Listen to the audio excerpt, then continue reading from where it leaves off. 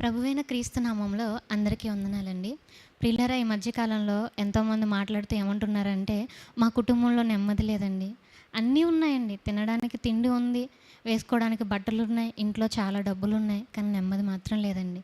అదేవిధంగా ఇంకొంతమంది, అయ్యా నాకు అస్సలు నెమ్మది లేదయ్యా, మా కుటుంబంలో అస్సలు నెమ్మది లేదయ్యా, మా మనసులో కూడా నెమ్మది లేదయ్యా అని చెప్పేసి ఇంకొంతమంది మాట్లాడుతూ ఉన్నారండి. ఇలా నెమ్మది ఎందుకు ఉండట్లేదు, అసలు నెమ్మది రావాలంటే ఏం చేయాలి అని ఈ ఉదయకాల సమయంలో దేవుడు మనతో మాట్లాడుతున్నారు. ఒకసారి మనందరం చూద్దామండి.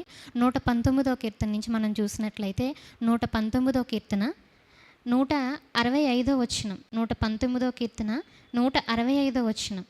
నీ ధర్మశాస్త్రమును ప్రేమించు వారికి ఎంతో నెమ్మది కలదు, వారు తూలి తొట్రిల్లుటకు కారణమేమీ లేదు. పిల్లరా, ఎంత మంచి మాట అండి. నీ ధర్మశాస్త్రమును ప్రేమించు వారికి ఎంతో నెమ్మది కలదంట. నెమ్మది కూడా కాదు, ఎంతో నెమ్మది కలదు. నిజంగా ప్రియులారా, దేవుని యొక్క మాటల్ని, దేవుడు చెప్పినటువంటి మాటల్ని యాజ్ ఇట్ ఈజ్ మనం ఫాలో అవుతూ వెళ్ళామంటే ఎంత నెమ్మది ఉంటుందయ్యా అంటే ఒక భక్తుని జీవితంలో మనం చూద్దామండి. ఆయనే దానియేలు గారు. దానియేలు గారి గురించి అందరికీ తెలిసినటువంటి విషయమే. ఒకసారి ఉదయకాల సమయంలో మనం జ్ఞాపకం చేసుకుందాం. దానియేలు గ్రంథము 6వ అధ్యాయం నుంచి మనం చూద్దామండి. దానియేలు గ్రంథము 6వ అధ్యాయం. దానియేలు గ్రంథము 6వ అధ్యాయం మనం చూసినట్లయితే 7వ వచనం. రాజ్యపు ప్రధానులు, సేనాధిపతులు, అధిపతులు, మంత్రులు, సంస్థానాధిపతులు అందరూ కూడి రాజుకు ఖండితమైన చట్టం స్థిరపరిచి దాన్ని శాసనముగా చాటింపచేయనట్లు యోచన చేసిరి. ఎట్లనగా 30 దినముల వరకు నీ యొద్ద తప్ప మరి ఏ దేవుని యొద్దనైనను మానవుని యొద్దనైనను ఎవడును ఏమన్నవి చేయకూడదు. ఎవడైనను చేసిన ఎడల వాడు సింహముల గుహలో పడద్రోయబడును. రాజా ఈ ప్రకారముగా రాజు శాసనం ఒకటి పుట్టించి అని చెప్పేసి మాట్లాడుకుంటూ వస్తున్నారు. ఏంటంటే రాజుగారి దగ్గర తప్ప ఎవరి దగ్గర కూడా ఏమనవి చేయకూడదంట, ఏ దేవుడి దగ్గరకు కూడా వెళ్ళకూడదంటండి. ఎంత కఠినంగా ఉందో చూడండి ఆజ్ఞ. అప్పుడు ఆ ఆజ్ఞ రాగానే అందరూ భయపడతారా లేదా? భయపడతారండి. ప్రార్థన చేయడానికైనా, దేవుని దగ్గరికి వెళ్ళడానికైనా ఎవరైనా కానీ భయపడతారు. అయితే దానియేలు గారు ఏం చేస్తున్నారయ్యా అని మనం చూసినట్లయితే ఒకసారి చూద్దామండి. దానియేలు గ్రంథం 6వ అధ్యాయంలో మనం చూసినట్లయితే 10వ వచనం. ఇట్టి శాసనం, దానియేలు గ్రంథం 6వ అధ్యాయం 10వ వచనం. ఇట్టి శాసనం సంతకం చేయబడనని దానియేలు తెలుసుకునను అతడు తన ఇంటికి వెళ్ళి యథాప్రకారముగా అనుదినం ముమ్మారు మోకాళ్ళుని తన ఇంటి పైగది కిటికీలు యెరూషలేము తట్టునకు తెరవబడి ఉండగా తన దేవునికి ప్రార్థన చేయొచ్చు ఆయన్ను స్తుతించుచూ వచ్చెను. యథాప్రకారంగా అంటే రోజు కూడా ఆయన అంతే చేస్తున్నారా అంటే చేస్తున్నారు. చూడండి పిల్లలు, ఎంత ఆసక్తి ఉందో. మనం ప్రార్థన చేయడంలో మనకి ఎటువంటి కండిషన్స్ లేవు. ఎవరు మనకి ఎటువంటి కండిషన్స్ పెట్టలే. నువ్వు ప్రార్థన చేస్తే నేను చంపేస్తా, నువ్వు ప్రార్థన చేస్తే నేను తీసుకెళ్ళిపోయి జైలు వేసేస్తా, అట్లాంటివి ఏం లేవు. ఎటువంటి కండిషన్స్ లేకుండా ఉన్నప్పుడే మనం ఎన్నిసార్లు ప్రార్థన చేస్తున్నామో ప్రతి ఒక్కరికి తెలుసు.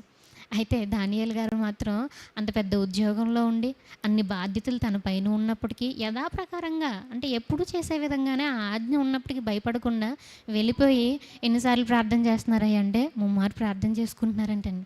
చూసారా? అయితే ప్రియులారా, దేవుని యొక్క ఆజ్ఞల్ని యాజ్ ఇట్ ఈజ్ ఫాలో అవుతున్నారు. అలాంటప్పుడు ఆయనకు ఒక కష్టం వచ్చింది. ఏంటది? తీసుకెళ్ళిపోయి సింహాల గుహలో వేసేస్తారండి.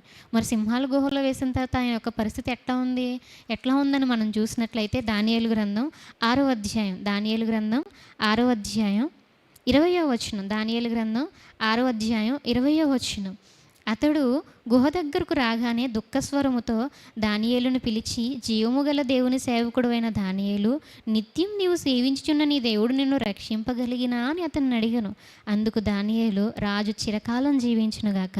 Praise God. చూసారా ప్రియులారా? సింహాల దగ్గరికి వెళ్ళిపోయాడు, సింహాల గుహలో వేశారు. అయినప్పటికీ ఎలా ఉన్నాడని ఆయన? ఇంకొక సింహంలా ఉన్నారు. చూసారా? ఎందుకయ్యా అంటే అతడు దేవుని యొక్క ఆజ్ఞలను దేవుడు చెప్పిన విధంగా పాటిస్తున్నారు కాబట్టి ఎన్ని కష్టాలు వచ్చినా, ఎటువంటి పరిస్థితులు వచ్చినా కానీ ఆయన యొక్క జీవితంలో ఏముంది? నెమ్మది ఉంది. ఎందుకు ప్రియులారా?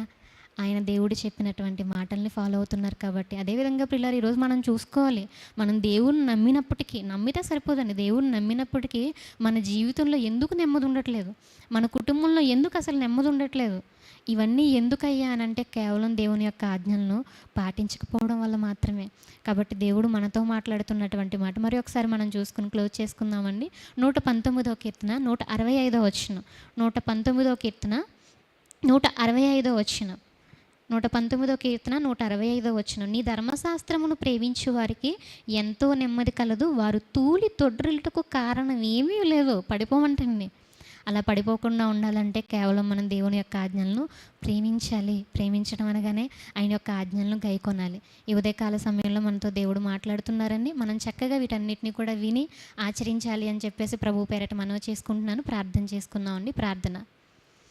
పరలోకమందున్న మా తండ్రి, దయగల దేవ, ప్రేమగల తండ్రి, పరిశుద్ధుడ అయ్యా, ఈ ఉదయకాల సమయంలో మాతో మాట్లాడిన విధానాన్ని బట్టి కృతజ్ఞతలయ్యా తండ్రి.